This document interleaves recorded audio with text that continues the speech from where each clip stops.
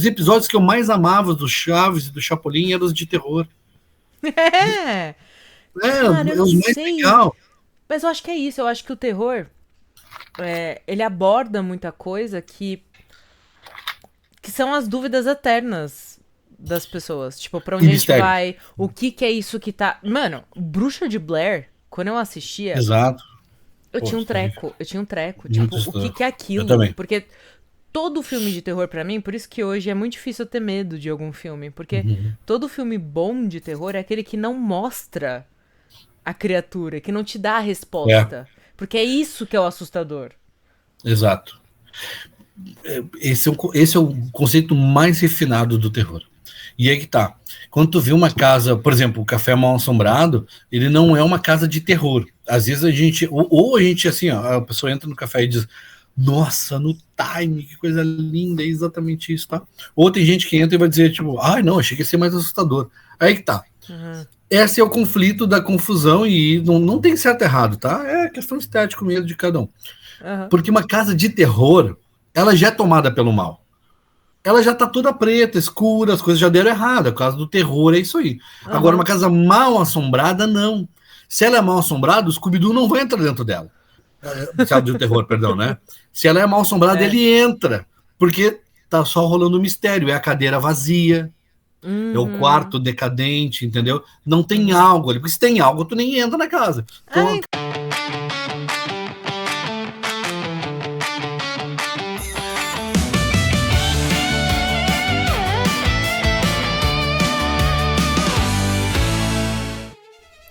E aí, Ruivers? A gente está ainda aqui no Nandawin. E eu tô amando, porque basicamente eu tenho a oportunidade de entrevistar um monte de gente que eu já queria conversar há muito tempo. E aí é marcar um papo pra poder saber mais dessas pessoas. Pra uma pessoa curiosa como eu, isso é um paraíso, isso é maravilhoso. No episódio de hoje, eu vou conversar com uma pessoa. O mundo é muito pequeno. O mundo é um ovo, e a gente sabe disso.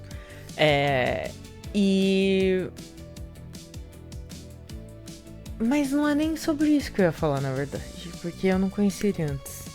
Mas enfim, eu usei a expressão errada. Isso acontece muito comigo.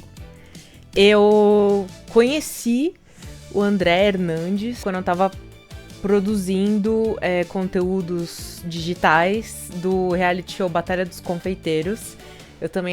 Eu cheguei a apresentar o conteúdo online, eu era apresentadora digital. Eu enchi o saco dos participantes, basicamente, todos os dias.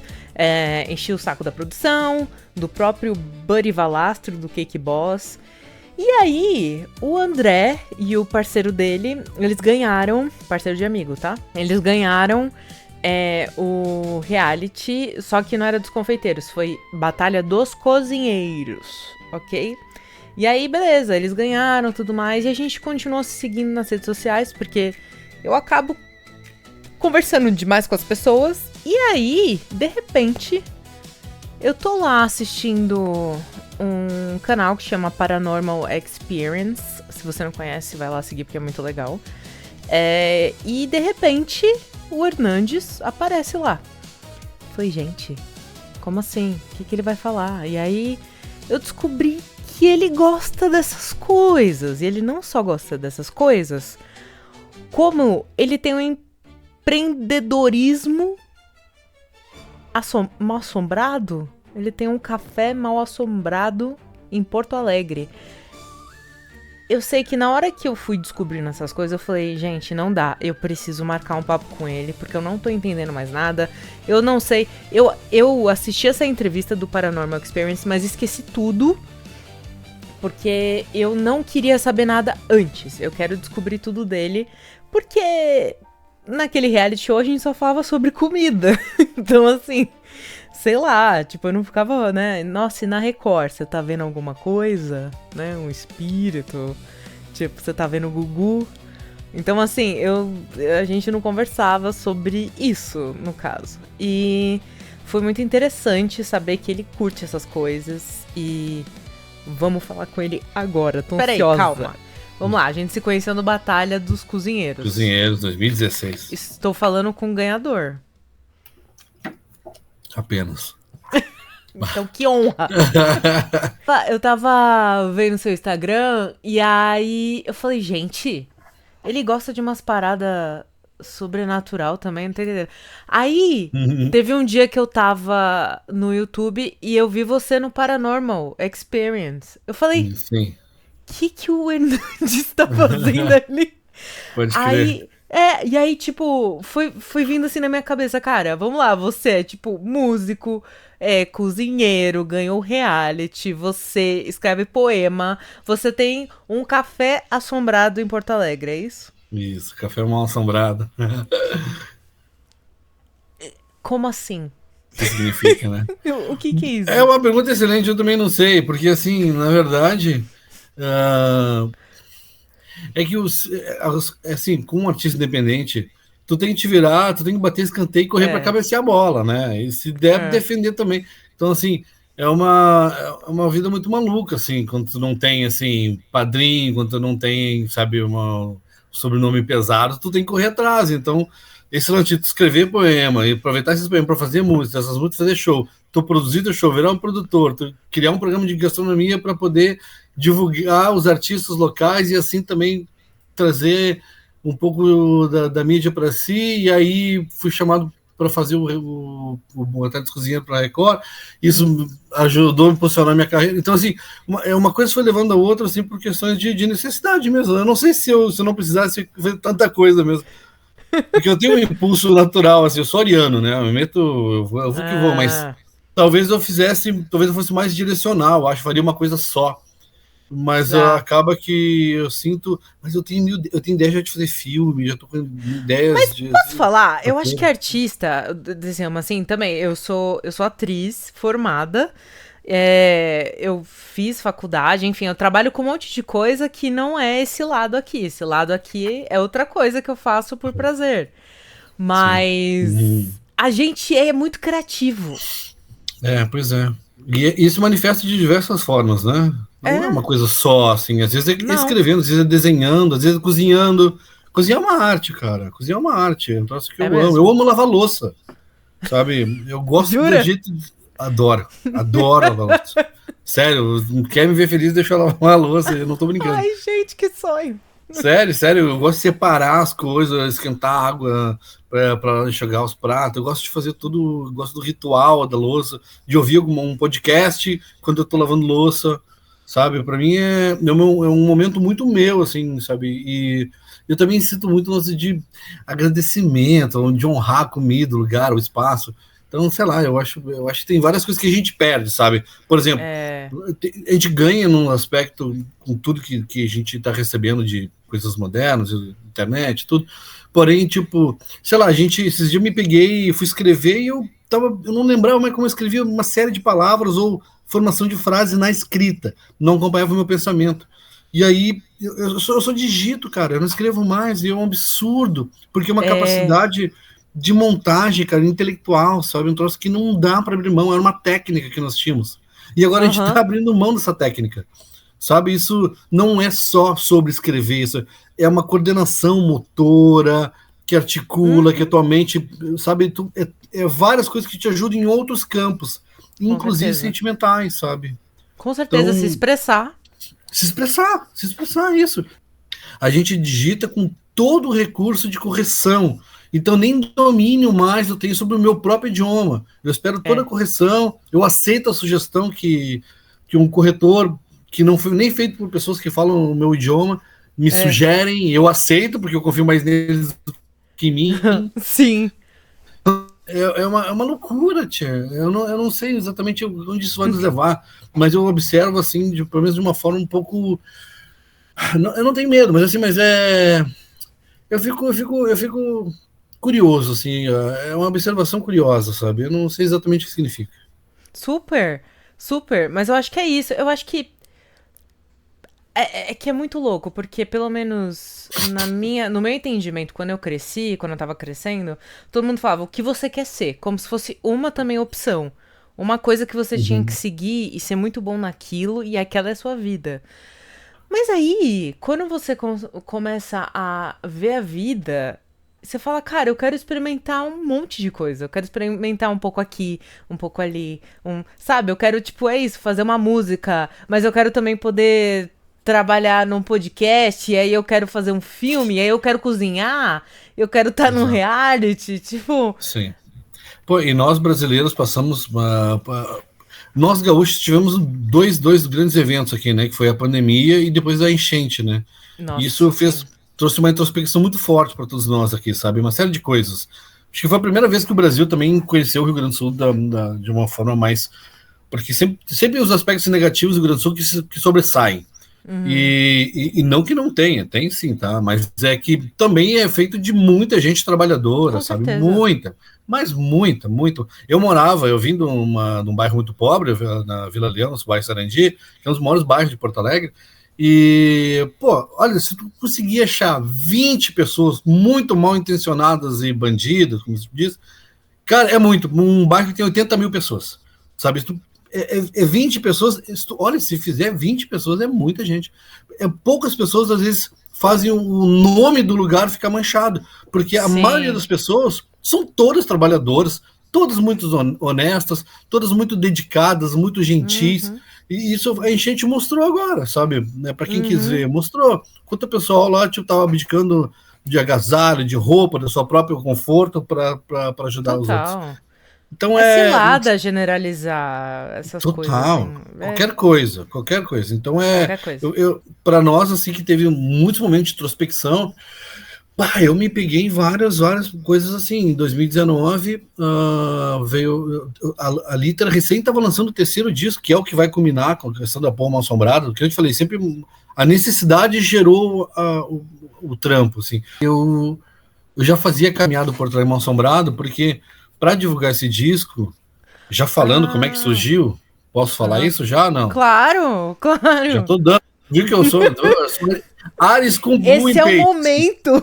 É a hora agora, né? Sentiu. Então, o que acontece? Eu fazia uma caminhada antigamente, lá em 2011, Hum. longínquo 2011, quando a Liter ia fazer show em São Paulo, em outros lugares, no Minas Gerais, Rio, nós éramos recebidos por outros artistas para otimizar o custo, né? Se chamava hospedagem solidária. E o mesmo acontecia, quando os artistas iam para cá, também recebiam em casa. Tá. E aí eu tinha um manual de práticas, de algumas maneiras, que tu apresentava a cidade para a pessoa, e eu mostrava a cidade desse jeito, contando histórias Ah. macabras e lendas e tal. Mas era de um tom irônico, assim, de apresentar a cidade. Só que daí a galera falava assim, e aí, o André já te mostrou a cidade? Sim, ali mataram não sei quem, lá, não sei. Então, exato. Aí começou a ficar famoso isso entre a galera, todo mundo queria ficar lá em casa daí, pra eu apresentar a cidade assim. Aí quando veio o lance do disco, que a gente tá. O disco foi um fracasso, ninguém queria. As pessoas não é que as pessoas ouviram e não gostaram. Ninguém ouviu, as pessoas não foram ouvir. Tipo, depois veio a pandemia e mudou tudo, e a gente achou melhor encerrar essa atividade, mas. Cara, a gente Caramba. precisa fazer alguma ação e tal, vamos fazer. Aí veio a ideia de a gente fazer a caminhada, não sei, não, porque a pessoa falou assim da banda, por que tu não faz aquilo que tu faz com a galera de caminhar no centro, e tu vai contando essas histórias sobre sombra, sobre o aspecto psíquico, né, da alma, e aí já divulgo o disco e tal, boa, era uma brincadeira, eu botei lá O no Facebook na marketing. época. Bem marqueteiro mesmo. E aí eu peguei e botei o primeiro nome que veio na minha cabeça, Porto Alegre Mal Assombrado. Fiz um evento, era para ser 5 pessoas, 5 influências, assim, pessoas que a gente disse, eu vou fazer um evento, vou te mandar, e aí tu entra lá. Aham. Eu convidei 10 pessoas, se vier 5, tá bom. E É. aí fiz o evento, em 20 minutos tinha 1.800 pessoas dentro do evento. Cara, cancelei, óbvio, né? Não sabia o que ia fazer. Cancelei, a galera começou a mandar mensagem. Microfonezinho já ia ter que Aham. mudar tudo. E a galera, a turma assim, eu quero ir. Gente, quer ir aonde? Eu nem sei o que é ir, o que. Eu não Tipo, fiz nem nem sei o eu. trajeto.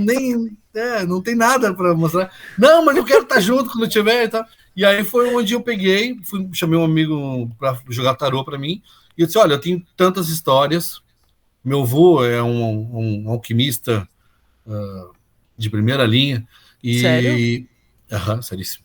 E aí ele tinha já umas histórias, algumas coisas assim, e eu pedi para o tarô me dizer qual dessas histórias e o roteiro, como eu poderia montar esse roteiro já das histórias que eu já narrava.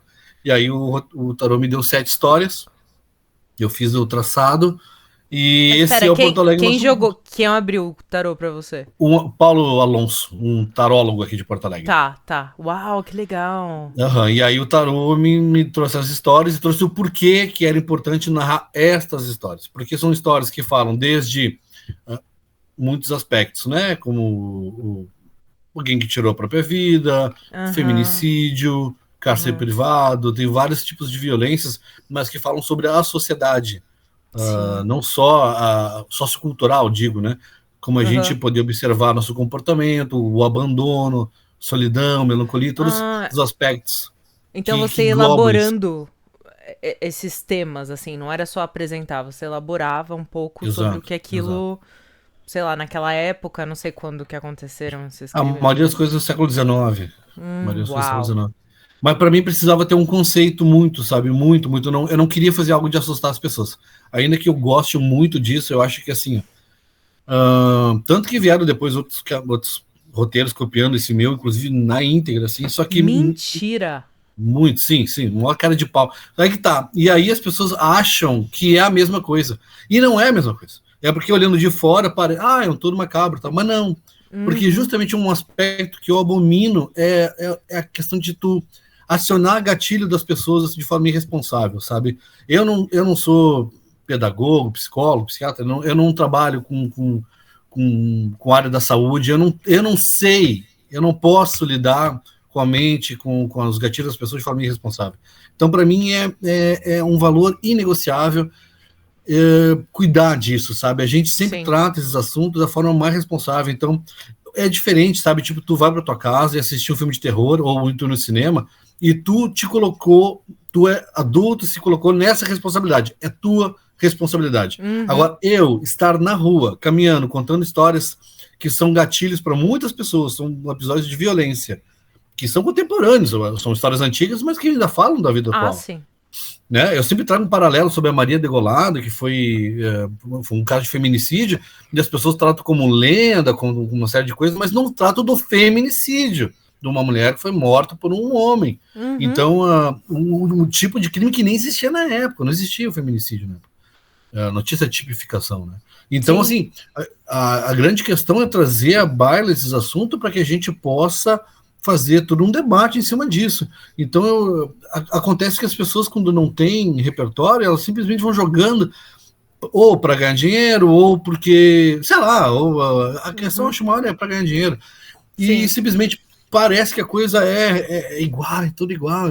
Não tem nada a ver, não tem nada a ver. Como eu falei, é um princípio para mim muito importante que a gente possa trazer essas histórias a fim de poder entender ou, né, ou iniciar um debate. Uhum. Não digo que a gente sai com uma resposta, né, mas a gente sai olhando a cidade, olhando sua própria sombra, olhando para a sombra da cidade, tentando entender se essas coisas foram jogadas para a sombra, como elas continuam ali em atividade, né? Porque a gente teme a sombra, a gente não olha para a sombra, então a tendência é essas coisas repetirem. Então, É. são aspectos assim que para mim, lá desde o início, era muito importante valorizar. Então, essa é a coisa que para mim é muito importante dentro do aspecto do terror, do gótico, são coisas Sim. que sempre me acompanharam, sabe? E é que tá, eu não me achava gótico. É, Eu vi então, esses dias. conte. Desculpa. Não, imagina, conte-me. Não, eu vi esses dias que tu falou que tu morre de medo de ET, né? Que tu grande vai ficar ser abduzido, né? Sim. Pois é. Então, olha só, daqui a um pouco a gente tem nossos medos, e isso, pô, eu também morro de medo de ser abduzido. E. Não, é assustador. E eu É, tenho. tipo, meu problema é com ser tirada da minha cama enquanto eu tô dormindo. Quem quer? Eu não Exato. quero isso por um humano, por um alienígena, por um fantasma, ninguém, entendeu? Eu tive muita paralisia do sono. Eu Tá? também. Eu também. É horrível, né? Uhum. Nossa, é uma das coisas piores que tem. E é o momento que tu tá mais vulnerável, que tu tá Com dormindo e certeza. depois tu não consegue voltar, tu não consegue. É horrível, horrível. Quem É. teve sabe como é horroroso. E eu não tenho certeza, tá? Se a abdução não passa por um processo também disso, entendeu? Tem muita gente que fala que já foi abduzido assim, dentro desse cenário, entendeu? E aí que tá, e olha só que loucura, e a experiência esotérica, essa coisa que a gente, que é um mistério, é que tá, se ela é de fato uma experiência que está acontecendo ali, esotérica, de uma forma além da que a gente possa explicar, Sim. ela é de cunho individual, entendeu? Ela é minha. Podemos estar nós dois, olha, tem uma criança ali parada, assim, tu diz, eu não tô vendo, mas eu tô vendo, eu tô vivendo aquilo. Se é fruto da minha imaginação, se eu tô vivendo um quadro de esquizofrenia, ou se de fato tem uma criança, não importa, eu estou vivendo aquilo, a experiência está acontecendo. Então o nome que a gente dá para isso, tanto faz, o nome, entendeu? O nome que a gente está dando para isso, tanto faz, eu estou vivendo aquela experiência. Né? Então, o jeito que a gente tenta codificar, o nome que a gente tenta cristalizar aquela experiência, é mais para nos aliviar do que de fato explicar. Total, porque é tipo assim, você também passa por isso? Graças a Deus, eu não sou a única doida do rolê. Porque é isso, começa a desafiar a sua sanidade, você fala, peraí, né? Porque é isso, a gente tá tão acostumado nesse mundo aqui, onde tem que acordar cedo, ficar no trabalho até às 6 da noite, 7 da noite, pegar ônibus lotado, tudo, e aí quando acontece uma coisa completamente diferente que quebra esse padrão, você fala, peraí, vão me achar doida, vão me achar louca, né? Sim. É muito louco isso. E ninguém quer, e a gente não quer estar nesse lugar porque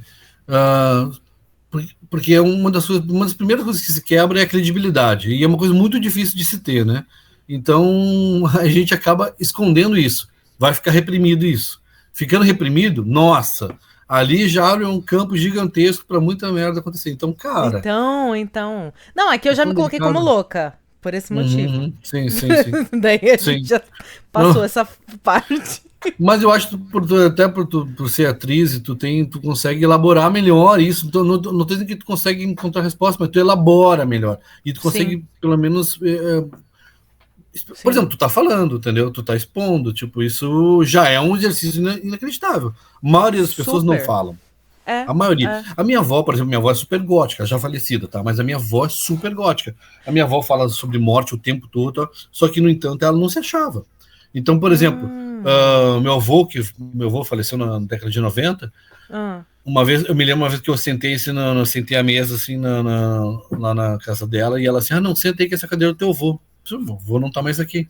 Quer dizer, é uma pessoa morta ainda interagindo com a gente.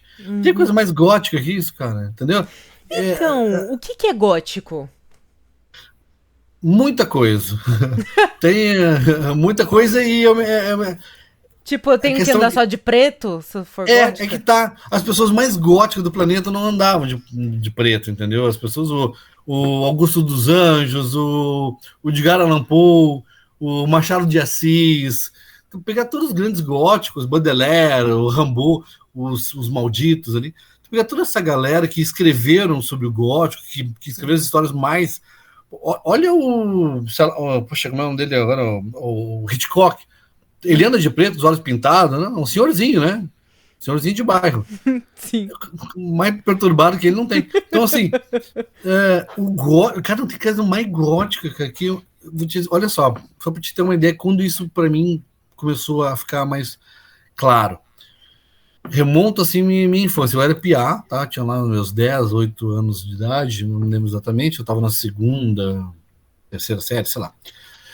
E aí eu tô na frente do bairro onde eu moro, lá tinha uma casa verde, e morava uma senhora sozinha. E ela sempre tinha uma janelinha na porta, uma basculantezinha, e ela metia a cara dela, ficava ali que nem um iluminado, olhando assim a rua, sabe? Um retangularzinho, assim. Daí... Aí eu menti. Eu inventei isso para meus colegas. Né?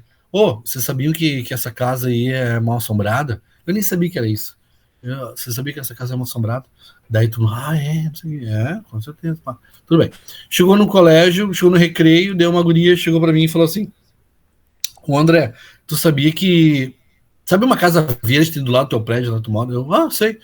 Sabia que essa casa é mal assombrada? Mentira. A mentira que eu inventei 3 horas antes chegou em mim.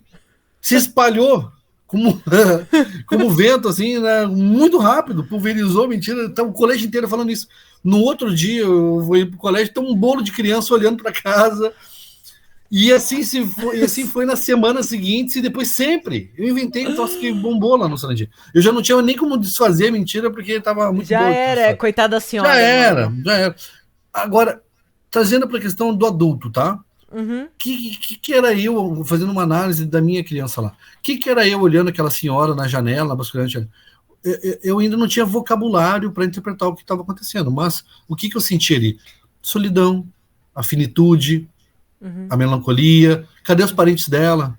Cadê o companheiro, companheira? O que está acontecendo com ela? Sabe? Tipo, a decadência daquela casa verde. Tu não sabe, mas tu percebe que aquela senhora ela já tá, ela tá mais tá indo para o final. E nós vamos, todos nós vamos. Não há como evitar, não há como evitar. As pessoas mais incríveis do planeta foram, não tem o que fazer. Então, assim, vai acontecer com a gente. Então, quando tu tá olhando para aquilo, tu não consegue verbalizar, nem criar uma A narrativa dentro de ti. sensação. Mas tu olha e vê, bah, tá terminando. Sabe? E vou para onde depois que acaba? Vai para onde? Sabe, é um grande vazio, é um outro lugar, é aqui mesmo, mas, entendeu? Só que tu lá, então, o que é o gótico nesse aspecto, né?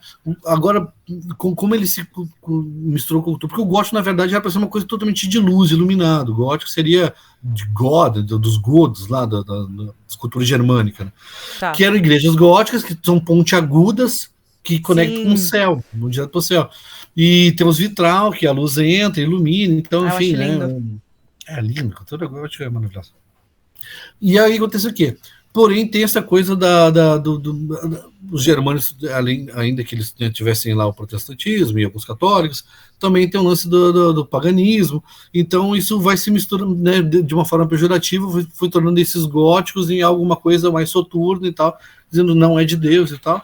Mas até porque, né, tipo, as construções vão ficando mais escuras, mas é o material que tinha também local, então era uma pedra escura, era da Escócia, assim. Então, enfim, né, é uma coisa geográfica. Nossa, não é Escócia, eu fui pra lá e quase surtei, assim, é a coisa mais linda. Lá é lindo, né? Eu não fui ainda, mas assim, ó, eu vou todos os dias pelo YouTube, assim, com certeza, eu também volto lá no YouTube.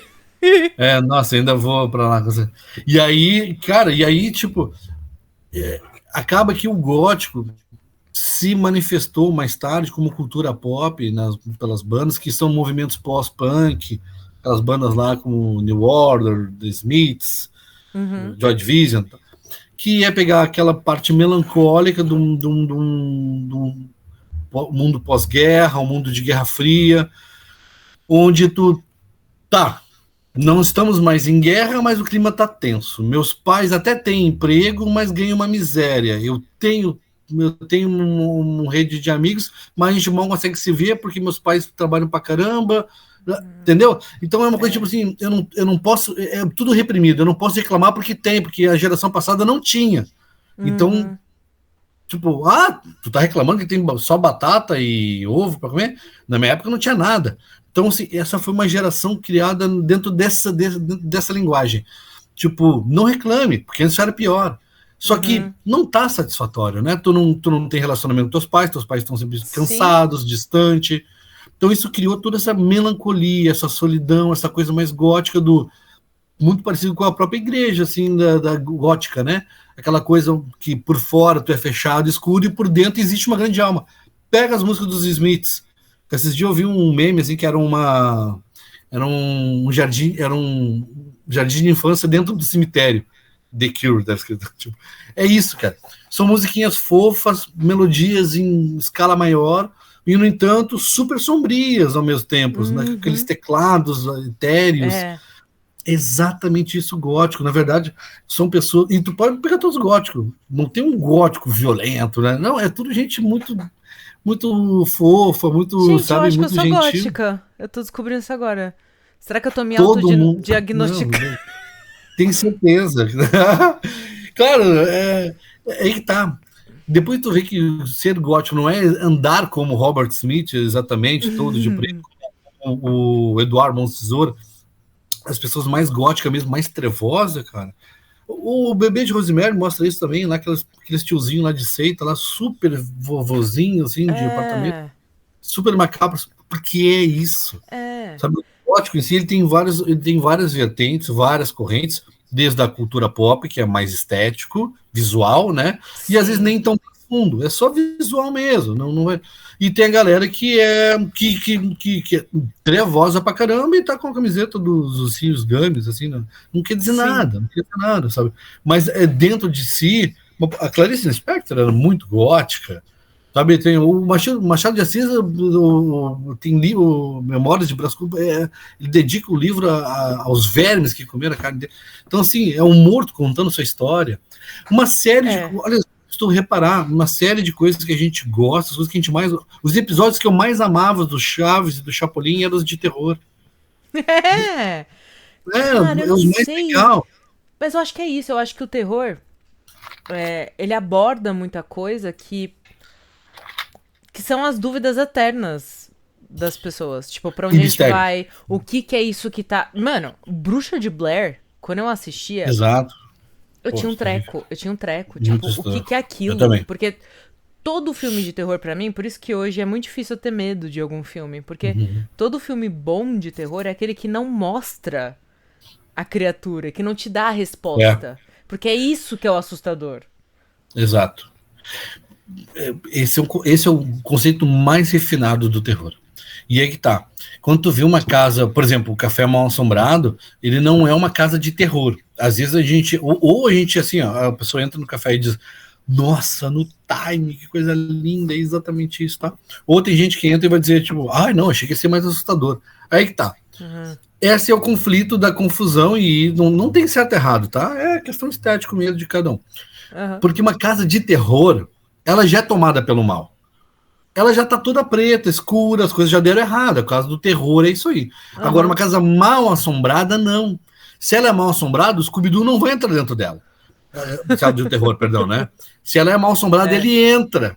Porque tá só rolando um mistério. É a cadeira vazia, é o Uhum. quarto decadente, entendeu? Não tem Uhum. algo ali, porque se tem algo, tu nem entra na casa. É, Então, a então. casa mal assombrada, ela tem um aspecto decadente, daí tem um decadentismo, que é uma outra corrente, É. decadente, daí tu tem um aspecto que tu desconfia do que está acontecendo, né, do vulto que passa pela janela, tu não sabe se foi um vulto, se foi uma sombra de um pássaro. Mas e o Então, seu café? E o café? o Assim, café, ele é decadentista, ele é um aspecto sombrio, Ah. justamente para a gente poder ter uma ideia exata, tipo assim, eu vou tomar um café, tu não pode estar olhando para coisas grotescas, né? Porque o café segue a mesma regra da caminhada. Por mais que a gente esteja falando sobre um assunto delicado, um assunto que é um mistério, da finitude da vida e tal, ao sentar-se para tomar um café, tu vai sempre lembrar que a vida é finita. É a hora de tu pegar esse troço aqui, ó, esse negócio que a gente é viciado, sou viciado nesse negócio aqui, Nossa. a gente pegar esse negócio e largar em cima da mesa e conversar, Uhum. procurar saber como é que tá a vida da pessoa que tu gosta, de um amigo teu, Uhum. sabe? É o momento de tu te interessar pelo outro, de tu talvez ler um livro. O café, na verdade, é muito mais a lembrança e a contemplação da vida do que da morte. Toda vez que tu entra aqui e lembra que a vida acaba e acabou para as pessoas mais incríveis, eu sempre reflito, galera, as pessoas mais geniais do planeta, mais legais, que todo mundo gostaria de conhecer, morreram às vezes de um jeito mais grotesco, assim. Não Cara, tem ai, arrego. eu tô tão feliz que você pensa tanto na morte que nem eu. Cara, eu Tu pensa fico bastante? pensando muito. Acho que Tem todo dia eu medo? penso. Tem medo da morte? Então, eu não sei muito bem. É que assim, como eu não tenho controle sobre ela, Uhum. eu acho que às vezes o medo é meio que uma perda de tempo. Mas eu tenho medo de sofrer durante a morte. Tipo assim, no Hum. processo de morte eu não queria sentir dor. Só isso. Tá, tu tem medo então do jeito que vai morrer, e não o jeito, É, do não tipo, da sei lá, morte. se eu tiver numa maca lá do hospital, tiver pra morrer mesmo, caramba, será que dói o meu pulmão eu ficar sem conseguir respirar? Será que Uhum. meu coração parando de bater dói? Sabe? Porque Tu se não for sei, só, se for um cuspe pra fora do corpo, eu vou estar tranquilo. tranquilo, né? Mas daí É. tu não fica na paranoia, tipo, tá, e quando acabar? E aí, o que vai ser depois? Ah, sei lá, às vezes eu penso muito, às vezes não, às vezes eu falo, na hora que tiver lá eu vejo, né? Eu vou fazer o Sim. quê? Tipo, É. porque você acredita, por exemplo? Você acredita que tem algo além? Uma vez eu vi um padre franciscano falando um negócio numa roda de filosofia, e ele disse, um cara perguntou para ele assim, tu acredita em Deus? Achei ótimo essa pergunta. E a resposta dele foi excelente. Ele falou assim, pois é, me faça essa pergunta todos os dias. Pô, achei ótimo já. E dele assim, mas tu acredita que tu vai pro céu? Eu gosto muito dos franciscanos. E aí ele falou, mas tu acredita que tu vai pro céu, para um paraíso e tal? Ele, não, então, nessa minha questão assim que eu tenho, né, eu cheguei numa conclusão, que se existir um paraíso e tal, e alguma coisa que eu vou ficar do lado do nosso Salvador, pô, então me dei bem, porque eu tô sendo uma pessoa bacana aqui nessa vida. Agora, se não tiver nada, quando eu fechar após o meu último suspiro, fechar os olhos e for um grande escuro, não haver nada, valeu a pena também, porque eu fui uma pessoa legal aqui, sabe? Fui uma pessoa legal para as pessoas que estão aqui, Super. deixou um legado interessante. Então, tipo, sempre vale a pena tu ser legal, sabe? Então, eu gostei muito dessa fala, porque eu sempre me questiono, tipo, vale a pena isso que eu tô fazendo? Pra que eu tô fazendo isso? Isso é uma bobagem. Sabe, tipo, pra que eu tô fazendo? Daqui a pouco eu vou embora e e aí, se não tiver nada, bom, mas se tiver também vai valer. Entendeu? Então essa coisa ficava sempre, isso me martela tanto quanto, porque eu também tenho muito medo do momento, que, né, o sonho da gente é morrer dormindo, né? Mas, Exato.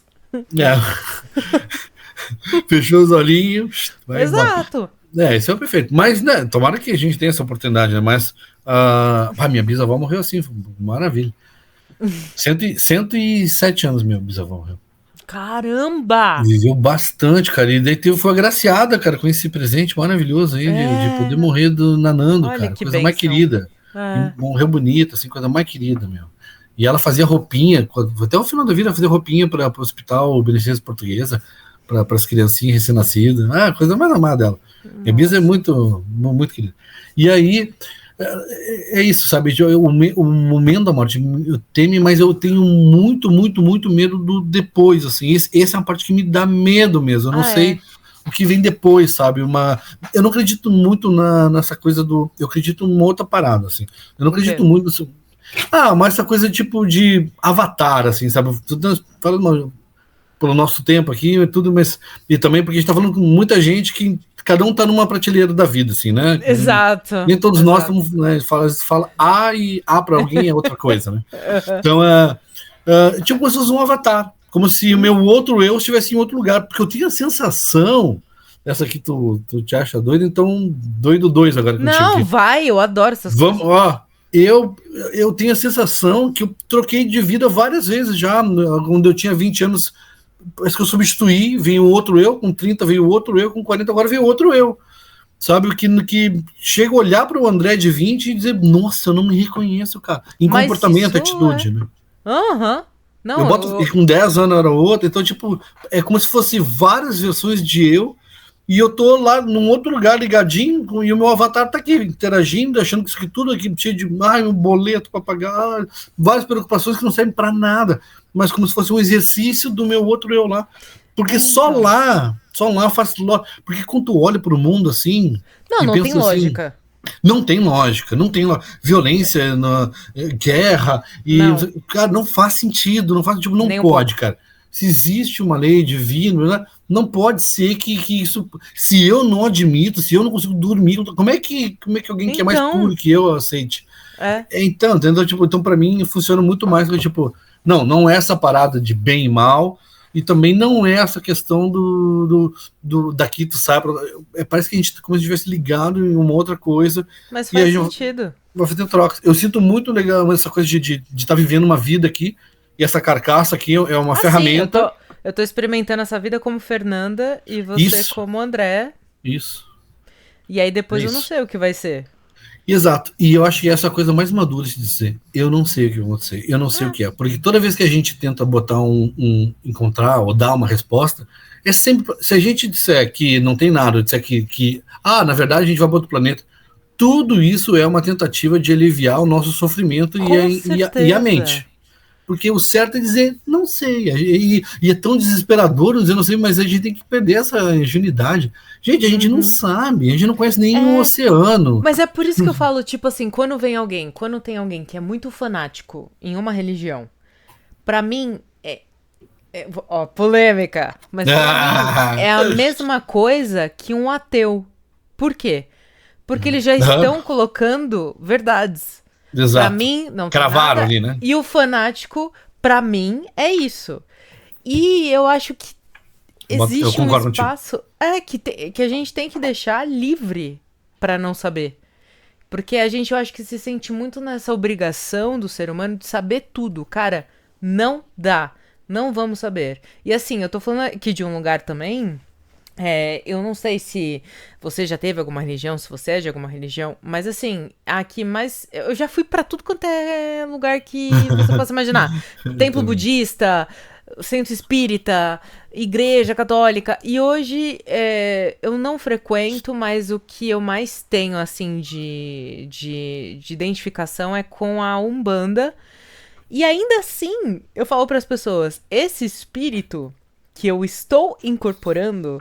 se apresenta numa imagem de um preto velho. Ele pode não ser isso. Exatamente. E aí o povo quer me matar. Quando eu falo isso.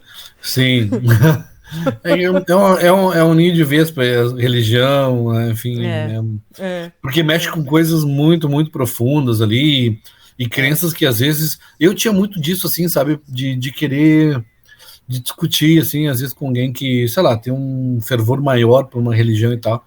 E eu ingenuamente querendo ser um iconoclasta, assim, da pessoa e dizer, sabe, tipo, eu tava lendo Nietzsche, sabe, e aí eu queria ser iconoclasta, assim, e eu vou uma ingenuidade, para não dizer, assim, até um ato perverso, assim, da minha parte, porque quem sou eu? Cara, isso aquilo é a base que sustenta aquela pessoa. Quem sou eu para dizer o que ela deve ou não acreditar, sabe? Meu Deus, cara, nossa, que bobagem, que ingenuidade, sabe? Eu acredito em poesia, eu acredito... Tem coisa mais pueril que isso, tem coisa mais frágil que Então, assim, e contraditório, e não é lindo essa contradição também? Então, poxa, eu vivi um tempo, assim, praticando esse ato, assim, mas era um ato de reafirmação minha também, né? Enfim, a gente adolescente passa por isso. Mas normal isso. Eu também falava, eu tinha um puta medo e preconceito com banda. Eu cresci assim, porque eram isso que me passavam. Cuidado. Tua família é católica? Quando eu comecei a ir, quando eu comecei a entrar, assim, encontrar com eles de branco, eles ficavam, meu Deus. E que engraçado, né? De encontrar de branco, assim, que é uma cor tão, enfim. Mas, e eles morrendo de medo, e eu fui explicar pra eles o que era. Falei, gente, acho que vocês sabem a filha que vocês criaram e sabe o que eu faço ali. Eu não faço nada demais. E só que foi esse momento que foi muito importante pra mim. Importante e me deixou ainda mais louca. Porque quando eu fui pra Umbanda e eu comecei a, de fato, incorporar, eu tive a certeza que existe alguma coisa que a gente não compreende o que é. Porque ali eu senti na pele. Eu falei, pera, não é ninguém me contando mais isso. E eu não tô fingindo, porque eu sou a última pessoa que quero fingir. Eu sou aquela que quero ver pra crer. E aí aconteceu comigo, eu falei, gente... tipo assim, eu fiquei meio que uma semana, assim... muito introspectiva, pensando, falando, cara, o que aconteceu ali, sabe? O que é isso? É um processo de mistério. Eu também pratiquei muito Umbanda, hoje não vou lugar algum, mas não é que não vou lugar algum. Por exemplo, se eu tivesse, e aí, André, vamos lá no terreiro, vamos tomar um passo, vamos lá tomar um passo, vamos fazer um consulto, vamos lá. E se tu me convidar, vamos ali na igreja, eu vou na igreja, cara. Eu vou em qualquer lugar. Nem todos, se não fosse na Universal, eu não iria. Mas... eu também não. Porque eu acho que nem entendeu? Porque eu não acho que tem uma coisa assim. Mas é vinculado a outros valores, né, para mim, tá? Mas assim, eu vou em qualquer outra religião. Eu tenho o Buda tatuado, eu tenho um ponto riscado tatuado do Tupinambá. Eu tenho uma série de identificações com religiões e respeito todos, e todas elas para mim contribuíram com um pedacinho da sua tradição para eu montar o meu singelo e humilde quebra-cabeça da Total. vida, sabe? Aham, Não é uma não, coisa só, nem outra, e é concordo. uma maravilha. Então eu acho muito legal essa coisa pulverizada. Uma vez eu estava num ano novo em Santa Catarina, com uns amigos da Argentina, e aí um deles ligou para a mãe dele, tá, para dar feliz ano novo e tal, blá, blá. E aí eu tinha levado eles para pular 7 ondas na beira da praia. E aí daí perguntou assim: mas tem que pular com os 2 pés ou um só? Eu não sabia, né? Cara, agora você me pegou.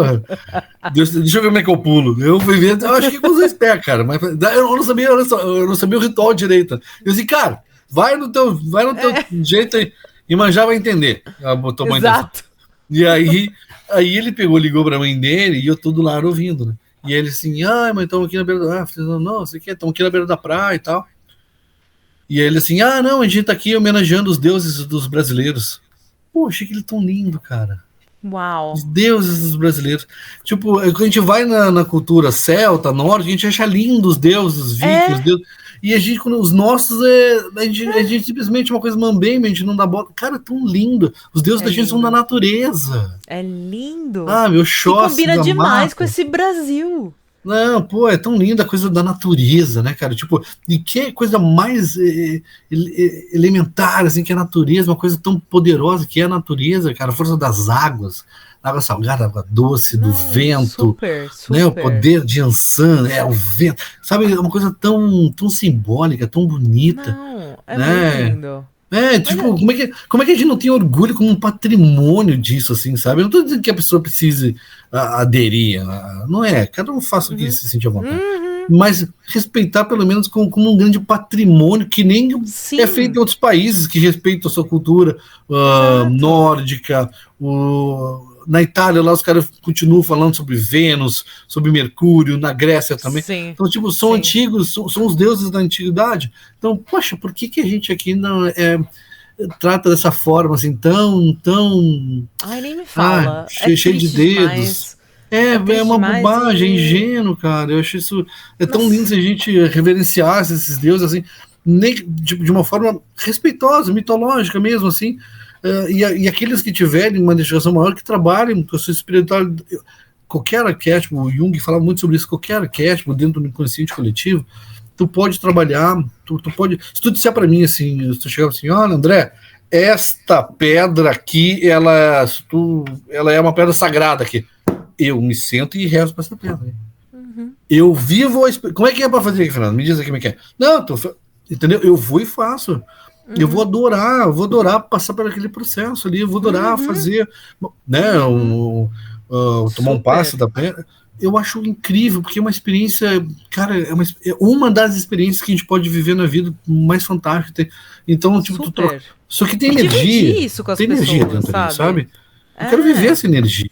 Isso. exato. Uma vez eu passei 1 hora direto meditando no budismo de Nichiren Daishonin, que é uma vertente do budismo, e entoando o Daimoku, que é um Que legal. mantra.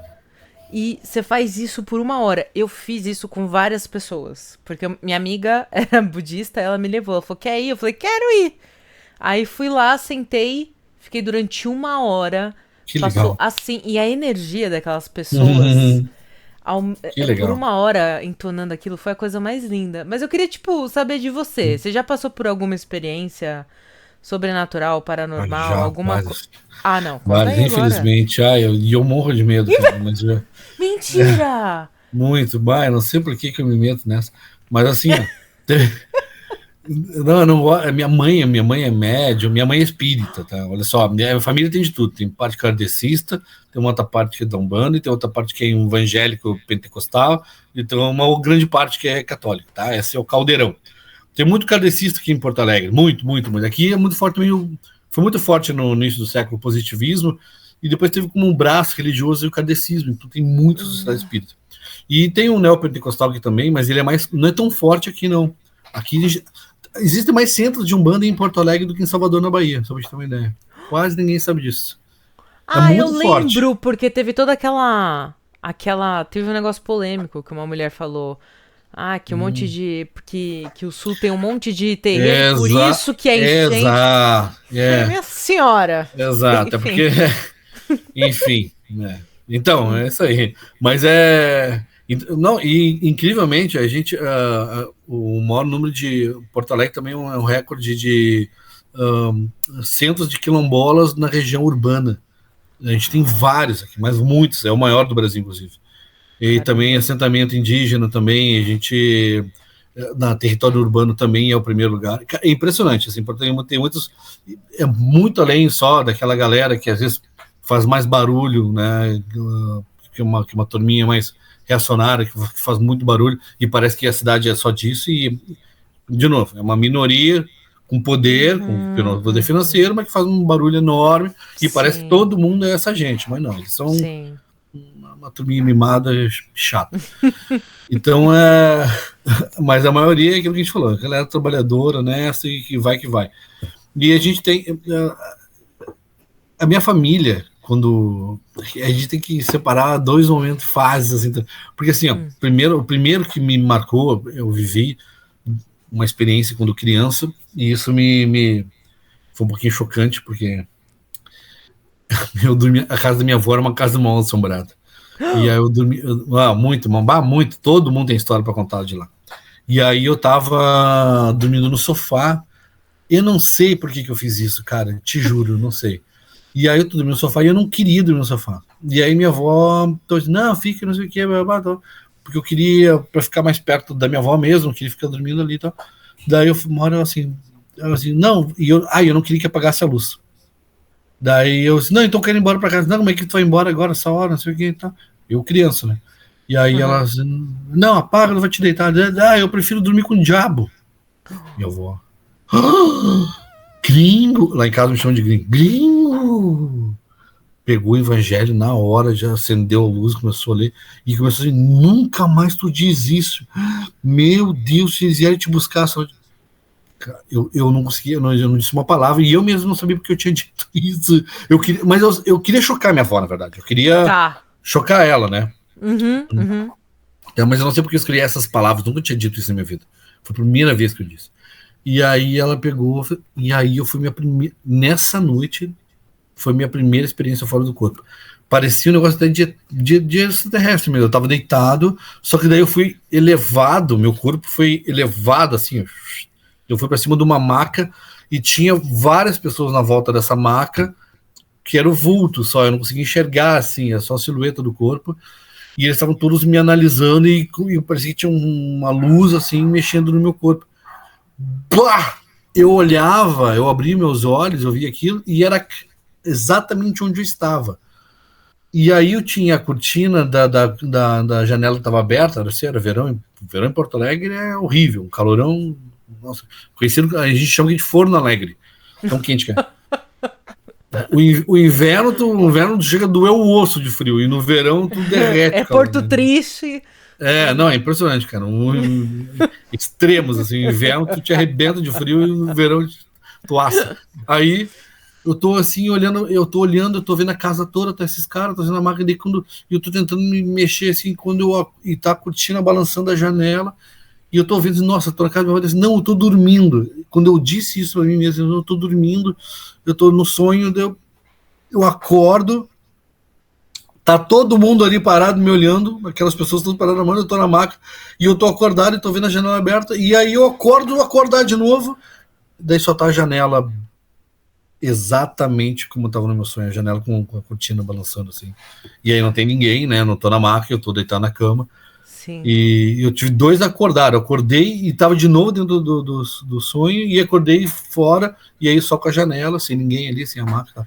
Bom, isso foi uma coisa horrível, porque eu fiquei muito tempo agora, eu já faço isso, mas assim, ó, até meus 30 anos de idade, por aí, 30 e poucos, eu não dormia sem estar com a TV ligada ou luz acesa. Eu também, passei um tempo assim. Se falta luz, quem tem experiência fora do corpo, é isso aí. E aí, para corroborar com isso, acontece uma coisa para mim que foi muito marcante. Meu pai, já falecido, ele não gostava também dessa coisa de ver gente, eu falar com alguém e tal. E minha mãe tem uma mediunidade muito forte, ela trabalhou em alguns lugares. Hoje ela trabalha numa sociedade espírita, tá? Uau. E aí, nós estamos fazendo um trabalho, uma sociedade lá no centro, na Zona Norte, Homens de Boa Vontade. E aí nós estamos lá trabalhando lá, é uma sociedade carecista, e aí só que eu tô trabalhando, sou criança, eu fico alcançando o prego, tipo, me alcança um alicate. Daí eu lá, é esse aqui, pai? Não, você é chá de feno, alicate de lá, que eu fazia. E aí, quando eu não tinha precisado alcançar nada, eu ficava brincando, meus brinquedinhos. E aí, daqui a um pouco eu tô ouvindo, olha só, são duas versões. Eu tô ouvindo meu pai falar assim, ó, oi, pois não? Eu preciso... Não, mas não sei o que, não, tá fechado. Não, vou abrir pra senhora. Assim. Eu tô ouvindo ele falar com alguém. Então, chegou alguém, pensei, né? Daqui um pouco, um silêncio. Meu pai vem com tudo, assim, e fala: pega teus brinquedos agora, nós vamos embora. Foi lá, avisou o Ronaldo, que era o outro cara que tava ajudando a gente, tava lá nos fundos. E acabou a atividade ali. Meu pai ficou bem conversando com ele, não me contou porque eu era criança, tipo, não me deu explicação do que tá acontecendo. Mas quando a gente chega em casa, eu ouço ele contando a versão dele pra minha mãe. Fiquei paradinho ouvindo. E aí a versão do meu pai é: lá estou eu brincando, meu pai tá na frente, no meio, onde dá direto pra porta, e entra uma senhora na sociedade espírita. E ela fala: oi, eu precisava falar com o médium. E aí meu pai: não, mas a gente tá fechado, não tá aberto. Esse foi o que eu ouvi meu pai falando.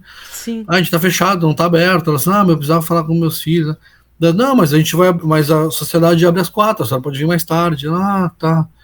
Daí não sei o que, conversou, daí eu vou abrir a porta pra senhora. Daí quando ele saiu de trás do onde ele tava mexendo ali, que era tipo um púlpito, assim, descia 3 degrauzinhos, saía ali.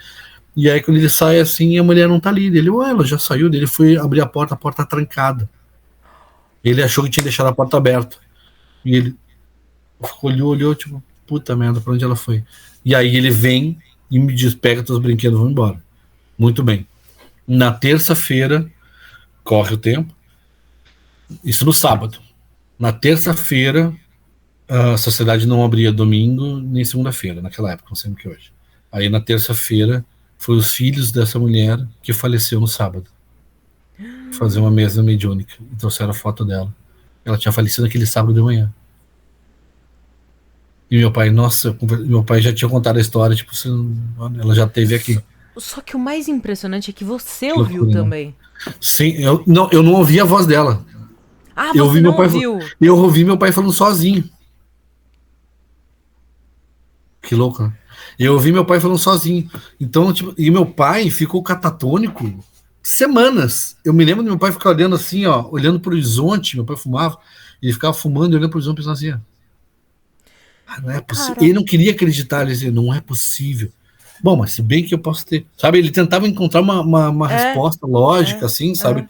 E eu ouvi só a voz dele, não vi. Tanto que, mas tu não viu ninguém? Então eu disse: não ouvi. Mas tu não viu que eu falei para ela? Eu disse: não, eu vi tu falando, mas eu não vi. Eu achei que a pessoa estava mais longe e eu não estava ouvindo ela. Não, ela parou aqui na frente. E tu sabe que eu senti como ele estava falando, eu senti que tinha alguém ali. Mas eu não olhei para trás, eu continuei brincando. E eles não iam atrás de ti. Assim, e pior que eu senti alguém atrás, assim, eu senti como se realmente tivesse chegado alguém. Mas eu não me interessei em olhar para trás. Entendeu? Não sei por que razão. Várias vezes na vida é assim. E aí isso foi para mim muito emblemático. Porque o meu pai, diferente da minha mãe, meu pai não queria explorar a mediunidade dele. Ele não queria.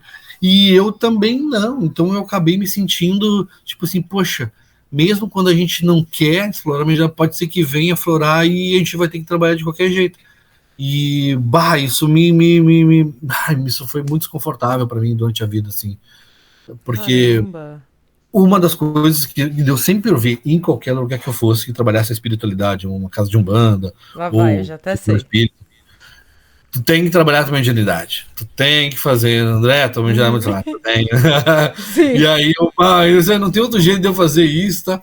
E aí, olha, eu acho que uma das coisas que me ajudou muito, muito, muito, e essa necessidade se acalmou, porque, sei lá, eu fiz um negócio, assim, foi negócio mesmo, fiz um acordo, assim, tipo, foi justamente a arte, cara.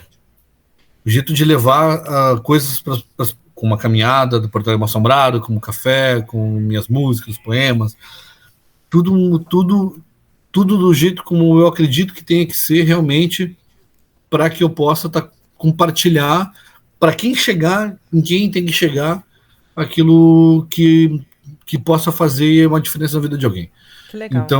Então eu sinto que quando eu comecei a fazer isso lá na minha adolescência, foi diminuindo essa necessidade, não que ela apagou, mas eu sinto que eu não posso parar de fazer as coisas, porque é um compromisso que eu assumi em outro plano, e eu tô aqui para fazer isso aqui.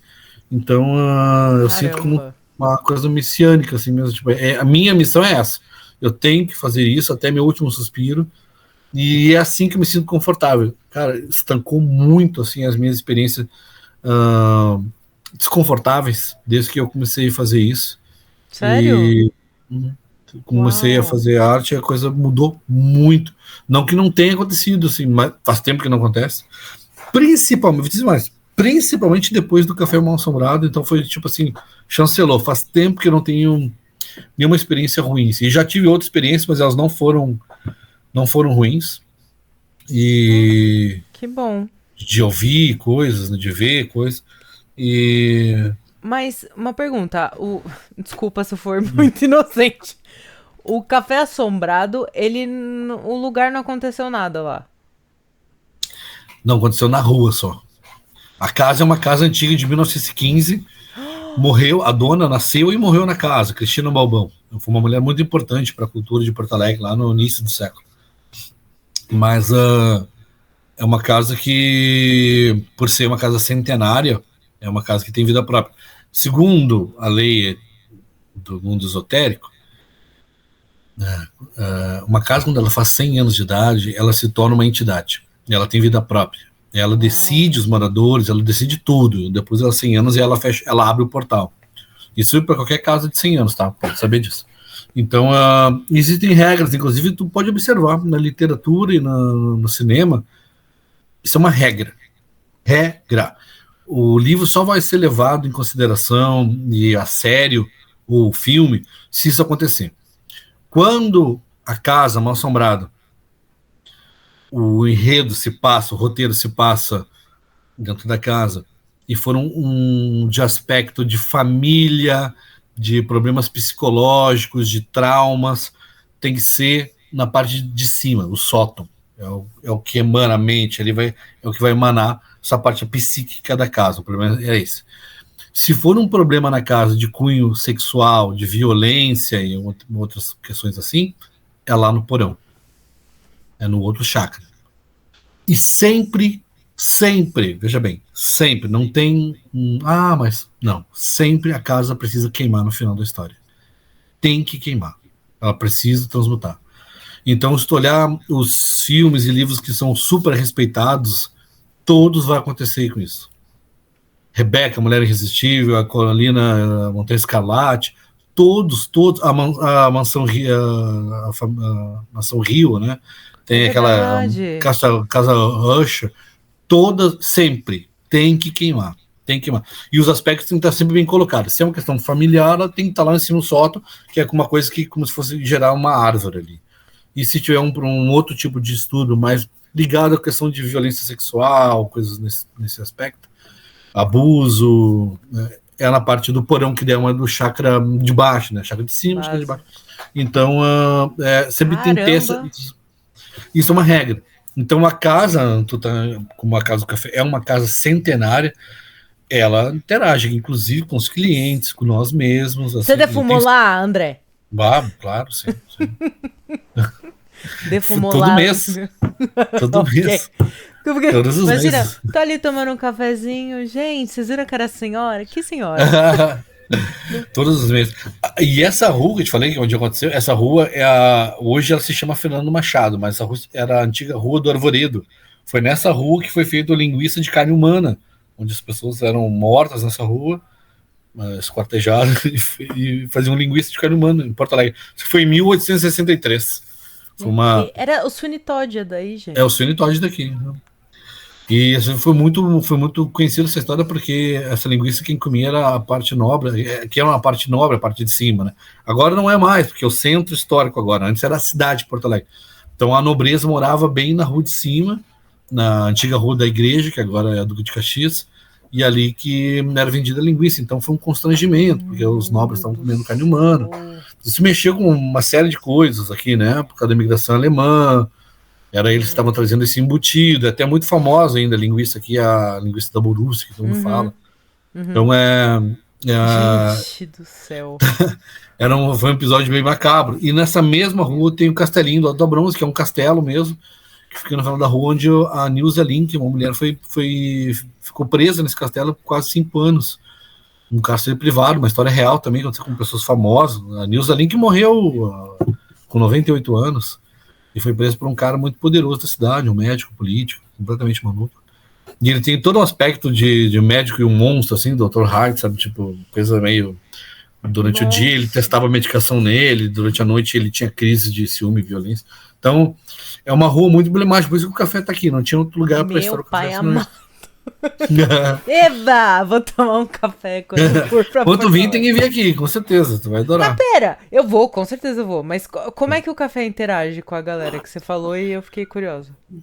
Então, assim, ó, por exemplo, a gente não consegue fazer um evento. A gente tem na parte de cima tem uma parte de eventos, né, que a gente chama de Teatro dos Vampiros. E aí, né, por exemplo, a gente não consegue fazer um evento se a casa não quiser. Ela corta a luz, ela desliga a água, ela derruba os quadros, ela arranca as cortinas, algo acontece. Para. Não, é inacreditável, inacreditável. Cortina, quadro?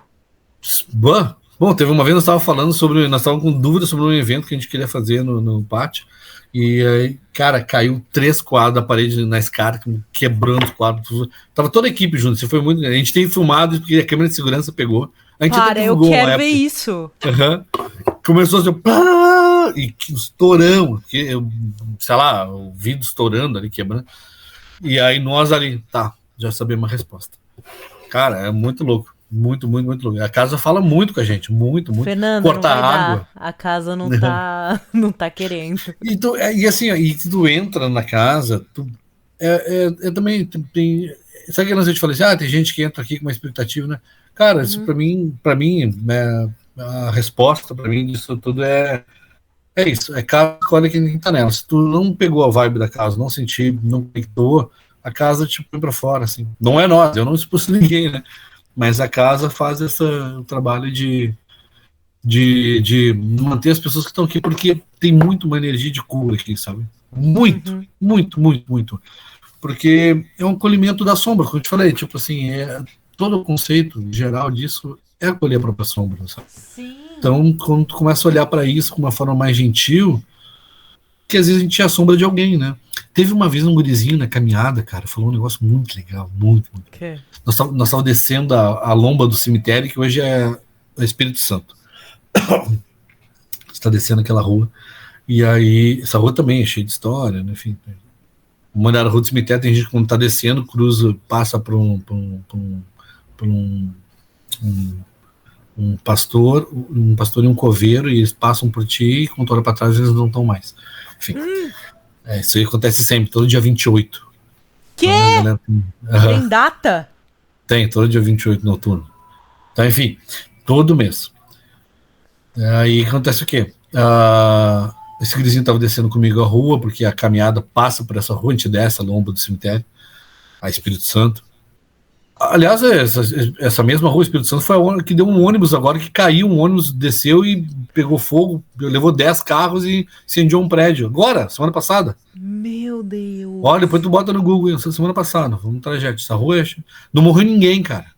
Mas tinha 76 crianças dentro do ônibus, ninguém morreu, não sei nada. Um ônibus desgovernado veio e levou 10 carros e incendiou um prédio. Bom, outra história. Mas daí nós descendo com a galera, e tinha uma criança que estava com os pais, e ele ficava na frente me fazendo pergunta bem curiosa. E o recente ia falar sobre o aspecto da sombra, da luz e sombra, né? Que um precisa do outro e tal, sempre que não tem um, tem o outro. Não existe um outro, tá, enfim. E aí eu peguei e falei para ele, dele bem assim, nós tava descendo e tinha o poste de luz, e aí tinha a luz do poste, tava iluminando e tinha luz para nós assim. dela assim, a luz, a minha sombra tá, daí tava a nossa sombra assim, né, e assim, nossa sombra tá nos seguindo, e eu disse, é verdade, mas te vira pra cá agora, a gente se virou, daí a gente ficou contrário à luz, né? Agora nós estamos seguindo a nossa sombra, dele, tá, mas quando a luz se apaga, pra onde a nossa sombra vai? Pã! E aí Buguei. todos entramos em depressão na tour. Cara, que pergunta maravilhosa. Criança, cara, criança é fantástica. Uau, criança cara, fantástica. Pra onde vai a nossa sombra quando a luz se apaga? Isso é muito filosófico, Platão, tipo, depois que a última porta se fecha, sabe? Tipo, quando a luz se apaga, é aquela sombra, tudo é sombra, tudo é luz. Pra onde assumiu nossa luz? É o quê? Pulsão de morte também, porque... Cara, é muito... Ele falou um troço tão profundo. Agora me fez pensar numa coisa que eu nunca pensei, na sombra do Peter Pan. Pô, não tenha dúvida que é sobre isso. Mano! Enfim. Mas vivendo essas experiências, conversando, trocando ideia, assim, e isso é muito gótico, cara. Muito gótico.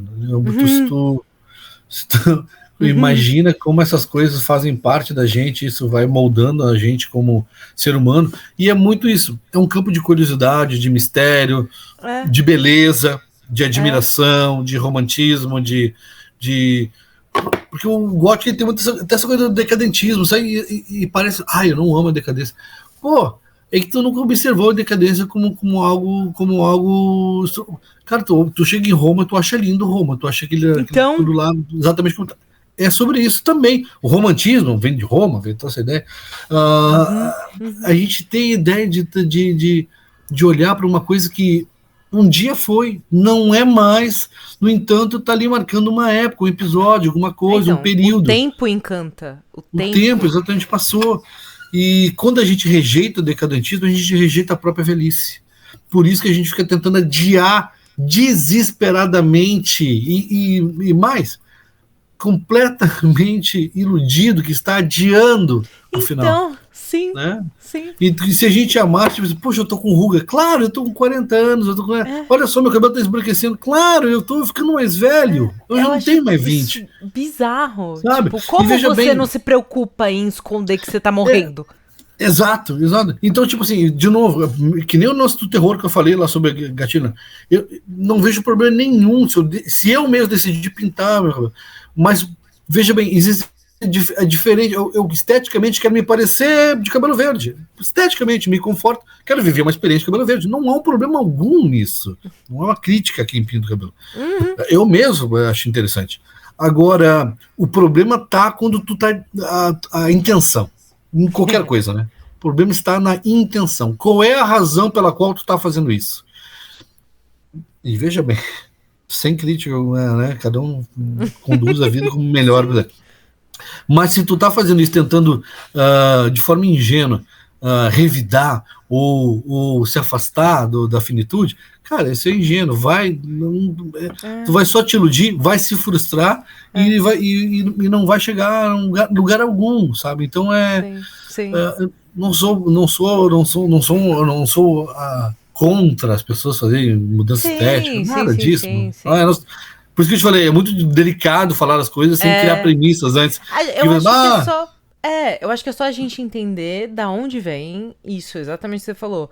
Isso. Botox, não sei o que lá, e põe... Da onde vem? Vem do medo e vem da vergonha de se tornar decadente e de envelhecer. E é muito interessante isso. Teve um filme agora da Demi Moore. Esse filme é perfeito. Como é que é o nome? Substância. Sim, maravilhoso, exato. É sobre isso, cara. É sobre isso. E sempre vai ter alguém mais novo que a gente, na crista da onda, sempre vai ter alguém melhor. Gente, sempre vai.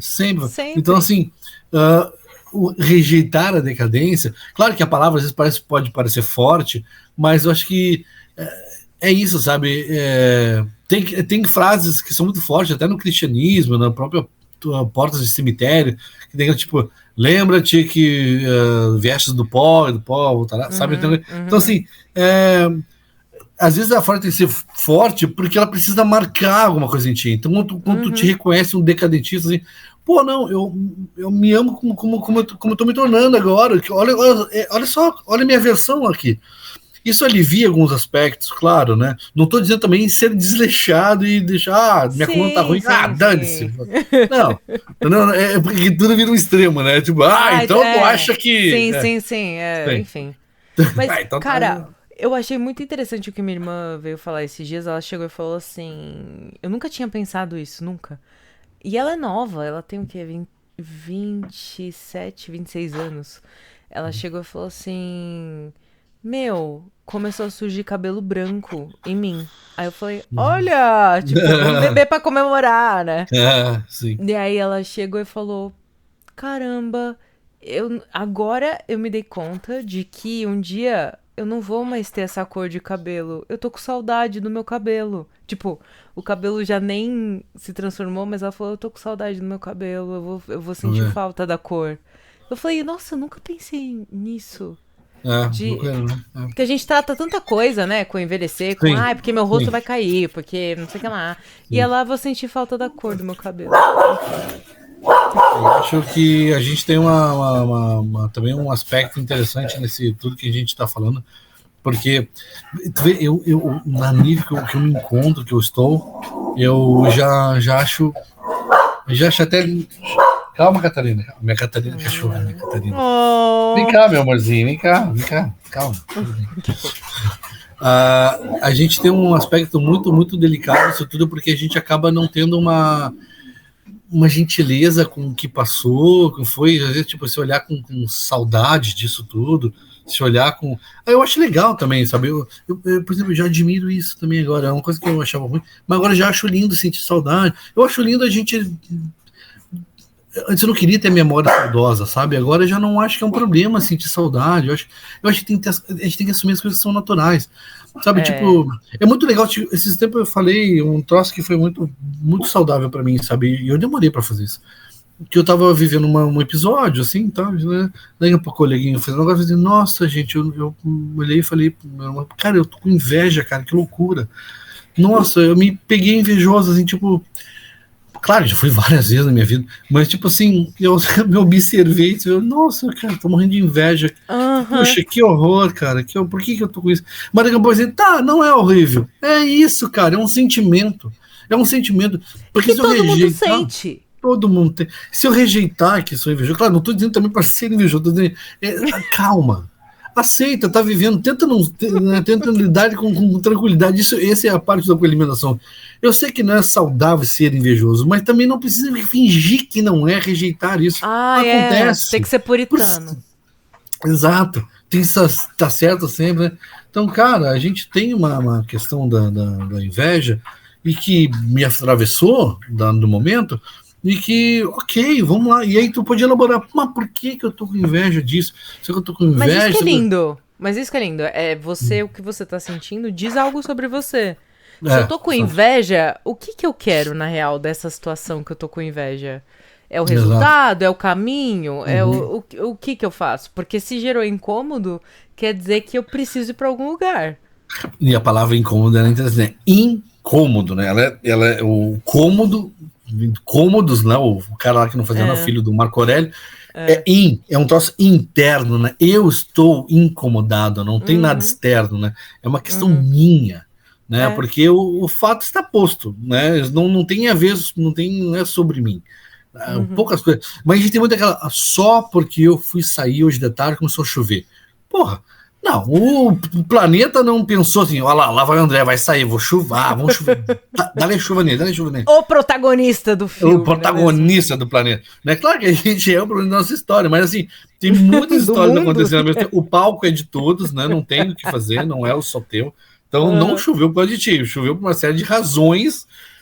Mas a gente tem essa tendência ingênua assim, de achar que não, que até quando dá errado, o ego ele dribla a gente, né? O gótico tem muito isso também, são as partes que tem que se cuidar, né? Tipo, ou tu é a pessoa mais celebrada dentro de uma festa, ou tu é a pessoa mais triste da festa, de um jeito ou de outro chama atenção, né? Então a pessoa que tá lá no canto, todo mundo tá vendo, tu tá lá no canto e finge, não. não quero falar com ninguém. E aí chama atenção por ser a pessoa mais triste, mais isolada, né? E é um jeito de chamar atenção igual. Não, mas eu não sou que nem o fulano, fica lá se exibindo. Sim, mas tá aqui, nessa cena ridícula, aqui no canto, todo mundo tá te vendo. Então, são falsas modéstias, e que a gente, e não estou dizendo que é ativo, é um movimento até passivo nosso mesmo, sem perceber que estamos fazendo isso, né?